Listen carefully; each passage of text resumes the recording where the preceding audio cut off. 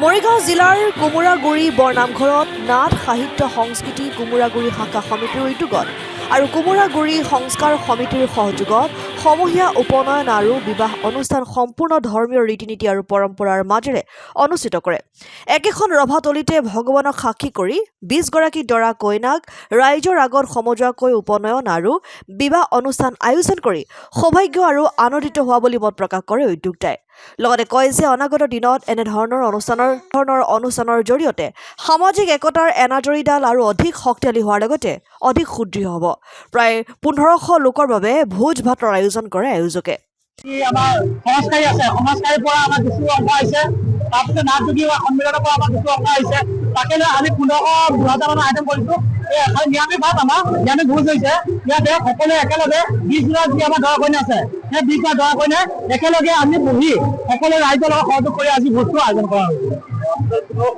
1500-2000 ভিতৰত নাট সাহিত্য সংস্কৃতিৰ সন্মিলনৰ কোমোৰাগুৰি শাখা সমিতিৰ উদ্যোগত আৰু গাঁও সংস্কাৰ সমিতিৰ সহযোগত কোমোৰাগুৰি গাঁওসমূহ ৰাইজৰ সহযোগত আমি দিনজোৰা কাৰ্যসূচীৰে শুভ বিবাহ দিন ধাৰ্য কৰিছোঁ। যিসকল লোকে বহুদিন ধৰি বিবাহ কৰিব পৰা শক্তি নাই তেওঁলোকৰ, গতিকে আমি ৰাইজৰ সহায় সহযোগিতা কৰি তেওঁলোকক ইয়াতে যেন আমি সমাজৰ মাজত তেওঁলোকে যাব পাৰে, ফুৰা চকা কৰিব পাৰে, যিটো নৈতিক নিয়মৰ মাজেৰে থাকে সেইটো কৰিব পাৰে, তাৰ কাৰণে আমি এই ব্যৱস্থাটো পদক্ষেপ ল'লোঁ।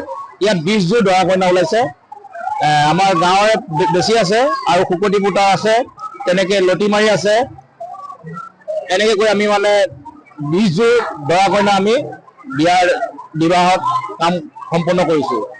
আৰু উপনয়ন 24 জন, গতিকে 24 জনকো আমি লগুণীয় নিকাল কৰিছোঁ।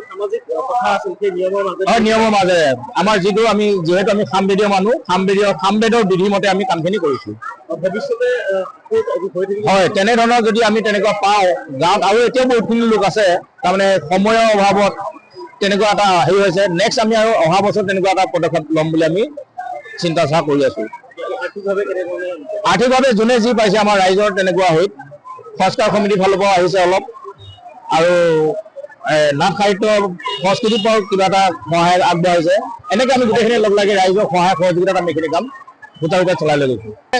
সমাজখন যাতে বিশৃংখল নহয় তাৰ চিন্তা কৰি ভৱিষ্যতে যেন উঠি অহা প্ৰজন্মই যে তেনেধৰণৰ নৈতিক নিয়মৰ মাজেৰে যে আগবাঢ়িব লাগে, সেই চিন্তা লৈ পেলাই আমি এটা মেছেজ দিবলৈ বিচাৰিছোঁ। এনেধৰণে যেন তেওঁলোক আগুৱাই আহে। হয়, তাৰ মাজত মই সমাজৰ মাজতে প্ৰিয়, সমাজত থাকি ভাল পাওঁ। যিহেতু শিক্ষকসকলে সমাজৰে চোৱা চিন্তা কৰে, গতিকে সমাজৰ উন্নতিকে আমি কাম কৰি গৈ আছোঁ। মৰিগাঁৱৰ পৰা ধন্তি কাকতিৰ ৰিপৰ্ট, N24 আছাম।